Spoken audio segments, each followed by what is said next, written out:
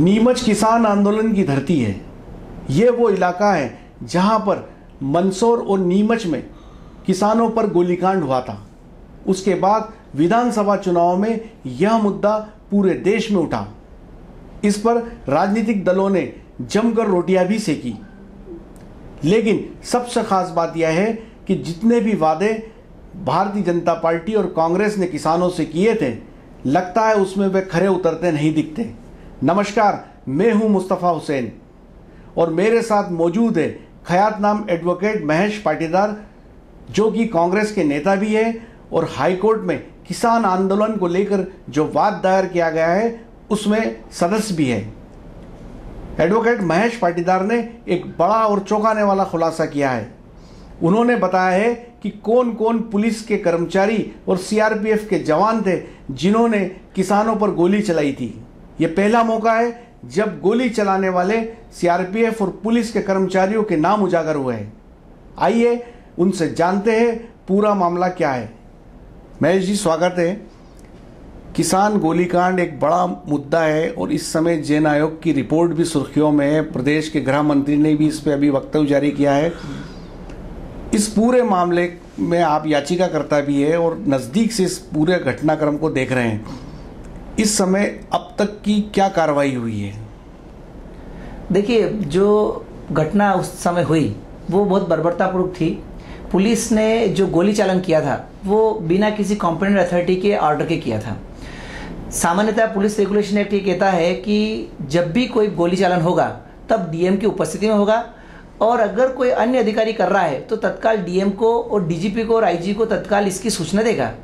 लेकिन इस मामले में वहाँ के तत्कालीन एसडीएम ने गोली चालन का ऑर्डर किया और वहाँ पर लगभग जो है 5-6 किसानों को शहीद होना पड़ा। और उसके बाद जैन आयोग का गठन हुआ और उस समय लोगों को तत्काल ऐसा लगा कि जैन आयोग के गठन के बाद सामान्यतः एक बेहतर रिपोर्ट आएगी और दोषियों को इसका दंड भुगतना पड़ेगा। लेकिन जैन आयोग की रिपोर्ट अभी पटल पर पेश नहीं हुई है, लेकिन उसके जो अंश और सारांश जो सुनने और देखने और में आए हैं उसके अनुसार जैन आयोग ने इस घटनाक्रम में जो पुलिस का गोली चालन और जो लाठीचार्ज है उसको परिस्थितियों के हिसाब से उचित माना है। जो इस संबंध में अभी बाला बच्चन जी गृह मंत्री ने जो वक्तव्य दिया है वो प्रशासन की रिपोर्ट के आधार पर दिया है। उससे क्षेत्र में भारी आक्रोश है और इसको लेकर हाईकोर्ट में जो याचिका हम लोगों ने लगाई है, हम सब पीड़ित किसानों की ओर से, वो यथावत बनी लगी रहेगी और हम लोग न्याय की लड़ाई अंतिम हिस्से तक लड़ेंगे और इसको जीतेंगे भी। मैं जो पूरा मैटर है उसमें दो चीज़ें खास है। एक तो किसान आंदोलन को लेकर पुलिस की एफआईआर और दूसरा सरकार द्वारा गठित जैन आयोग। और दोनों ही मामलों के अंदर अगर हम पहले पुलिस की एफआईआर पर बात करें तो वो कितनी सही है? देखिए, क्या हुआ कि जैसे घटनाक्रम होता है तो घटनाक्रम होते ही पुलिस को तत्काल एफआईआर दर्ज करना पड़ती है। तो पुलिस ने पिपलिया मंडी थाने पर 2 एफआईआर दर्ज हुई। एक एफआईआर का क्रमांक है 177/17 और एक का क्रमांक है 178/17 और उन दोनों एफआईआरों में उन्होंने लगभग 200-300 लोगों को अपराधी बनाया है। और वो रिपोर्ट ये कहती है कि लगभग 2500 किसान या उपद्रवी पुलिस थाने में आ गए थे और लगभग 200 अंदर घुस गए थे और उन्होंने लगभग 40 मिनट तक अंदर हंगामा किया। उनके पास पेट्रोल था, पेट्रोल पंप थे, हथियार थे और उन्होंने वहाँ के जो पुलिस कर्मचारी थे उनको जलाना शुरू किया, मारना शुरू किया और उनकी जान जाने वाली थी तब उसके मतलब जो है बचाव में उन्होंने गोलीबारी की है। जो एफआईआर कार्रवाई है पुलिस की वो सरासर झूठी है और उसकी बुनियाद झूठी है और वो रहस्यमय परिस्थिति में उसको बनाया गया है और इससे लगता है कि पुलिस ने बाद में इसको बैठकर इसको तैयार किया है। उसको इस प्रकार हम देखते हैं कि लगभग अगर 40 मिनट तक अगर 300 लोग किसी को मारेंगे पीटेंगे तो सामने वाला पुलिस वाला मर ही जाएगा। लेकिन इसमें जो जैन आयोग के समक्ष डॉक्टर का बयान हुआ है, उसने डॉक्टर ने केवल 3 पुलिस कर्मचारी पर चोटें पाई है। उसमें एक पुलिस के केवल घाव है, एक के घुमा है और एक के सिर पे चोटें हैं।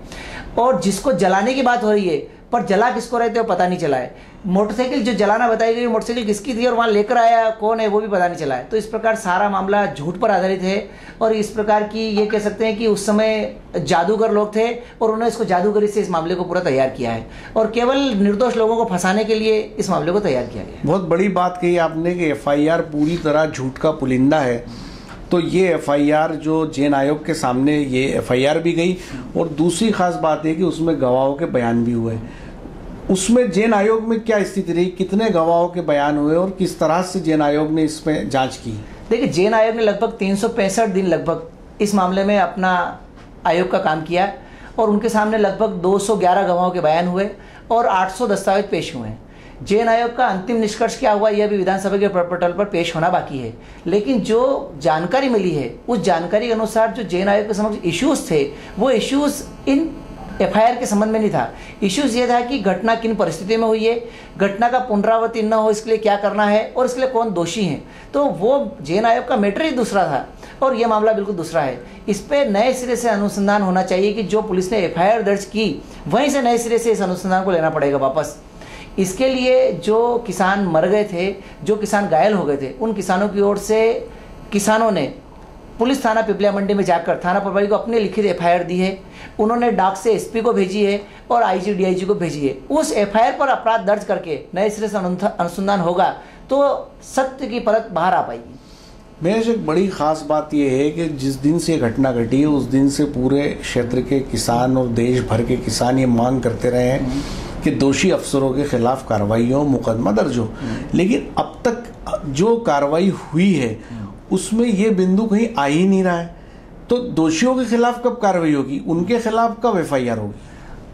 उसके दो बड़े कारण होते हैं। एक कारण तो होता है कि सामान्यतः लगभग 90% लोग बातें करते हैं और अपनी आवाज़ को बुलंद करते हैं, लेकिन डॉक्यूमेंट्री वो लोग ज़्यादा कर नहीं पाते हैं। और तीसरी जो होती है कि हमारे देश में क्या हो रहा है कि एफआईआर को दर्ज करना या न दर्ज करना थाना प्रभारी की इच्छा पर शामिल हो गया है, जबकि कानून ये कहता है कि एफआईआर आई तो कोई रिपोर्ट आई तो एफआईआर दर्ज करना ही करना है। तो तत्कालीन समय पर जो रिपोर्ट दी उसको एफआईआर दर्ज ही नहीं हुई है। सरकार ने चयन आयोग के नाम से उस रिपोर्ट को और उस कार्रवाई को दबा के रख दिया। अभी तत्कालीन सरकार जो आई है उन्होंने पहले विधानसभा चुनाव से पहले आश्वासन दिया था कि नए सिरे से अनुसंधान को स्टार्ट करेंगे और कार्रवाई करेंगे। इसी पे विश्वास है कि शायद एफआईआर दर्ज हो और नए सिरे से कार्रवाई हो। और चयन आयोग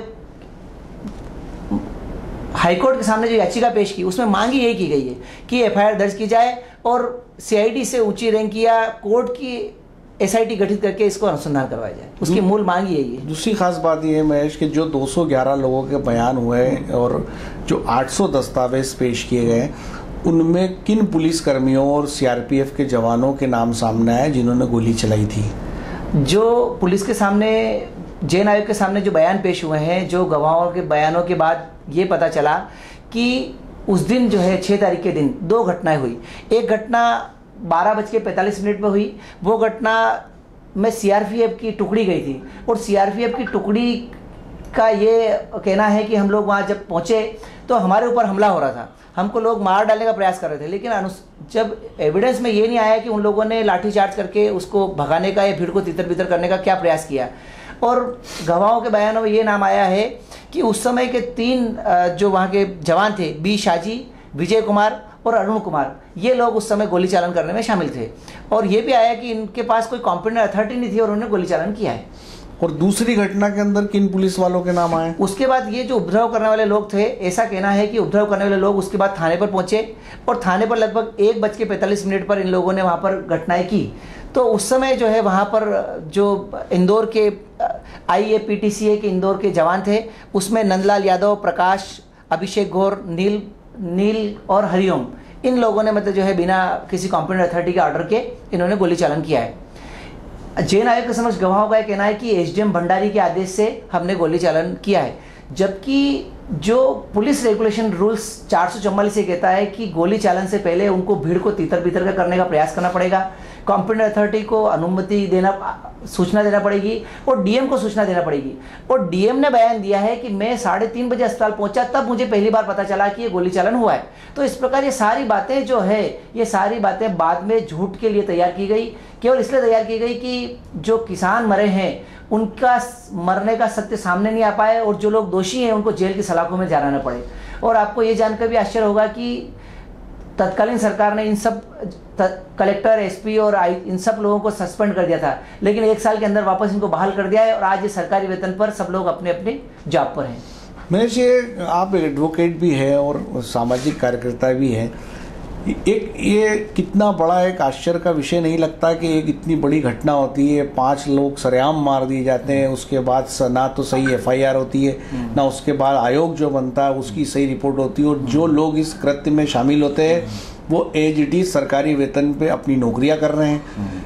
किसान मर गया, लेकिन आज तक इस घटना के 2 साल बाद भी कुछ भी हाथ में नहीं आया। तो ये हमारे देश का कानून की और पॉलिटिकल विल की एक बड़ी कमी नहीं दिखाई देती आपको? नहीं, ये भारत देश के लिए बहुत चिंताजनक है।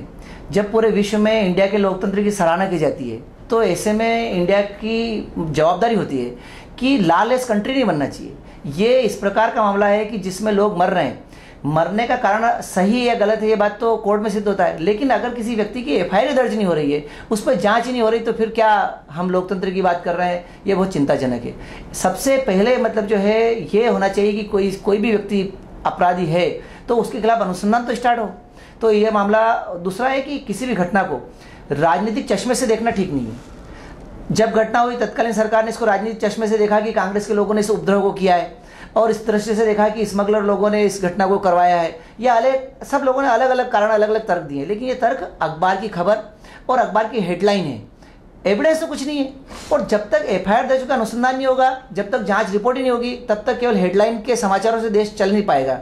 और बस मुश्किल ये आ रही है कि लोकतांत्रिक देश में लॉलेस कंट्री बनाने में सब लोग जो है पॉलिटिकल लोग इन्वॉल्व होते जा रहे हैं। केवल वो हेडलाइन लेना चाहते हैं, केवल वो ट्विटर पर अपनी बात को आगे लेकर जाना चाहते हैं, लेकिन इस और चिंता नहीं कर रहे हैं कि कल उस किसान को गोली लगी थी, आज हो सकता है हमारे किसान को भी गोली लग सकती है। ये हो सकता है कि कल हमारा आदमी मरा था, आज कल उनका आदमी मर सकता है। तो ये इस प्रकार की जो घटनाएं हो रही है, इसको तत्काल रोका जाना चाहिए। और मैं इस अवसर पर यह भी कहना चाहता हूँ कि जिस प्रकार पुलिस के खिलाफ एक पुलिस लोकपाल बनना चाहिए कि पुलिस कोई घटना कर रही है तो उसको सुनने देखने वाला तो कोई हो, उसको कोई देखने सुनने वाला नहीं है इस कंट्री में। तो निश्चित रूप से बहुत चिंताजनक है। ये थे एडवोकेट महेश पाटीदार, जिन्होंने बड़ी बात बोली है और उन्होंने कहा है कि धीरे धीरे ये जो देश है ये लॉलेस कंट्री होता जा रहा है।